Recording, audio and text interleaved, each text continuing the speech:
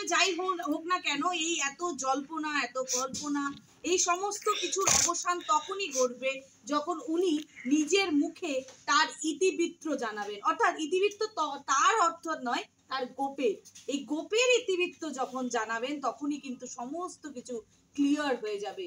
আর এই জায়গা থেকে দাঁড়িয়ে একবার আমরা আপনাদের সামনে চেষ্টা করব, একবার মেপে দেখার চেষ্টা করব। এই আমার হাতে একটা স্কেল রয়েছে এবং সেই স্কেল অনুযায়ী যদি একটুখানি দেখা যায়, আপনি প্রথমে অনুরোধ করব যে এই যেটা আপনি লাগিয়ে রেখেছেন এই মুহূর্তে সেটা একবার খোলার জন্য। আপনারা দেখছেন উনি কিন্তু খুলেছেন এবং সেই অনুযায়ী যদি দেখা যায় তাহলে আমি একবার ইঞ্চি অনুযায়ী মাপার চেষ্টা করছি।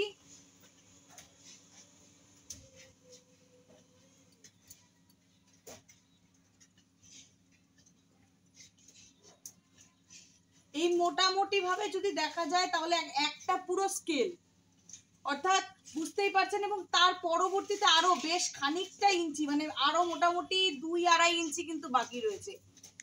এই বিষয়ে অবশ্যই কথা বলবো, তবে তার আগে একবার পরিচয় পর্বটা সেরে নিই। আপনার নাম? অশোক পাসওয়ান। কোথায় বাড়ি? কিশোরগঞ্জ, বিহারে। এই যে মোচ এরকম আমরা মানে এরকম কি শখের থেকে, বা?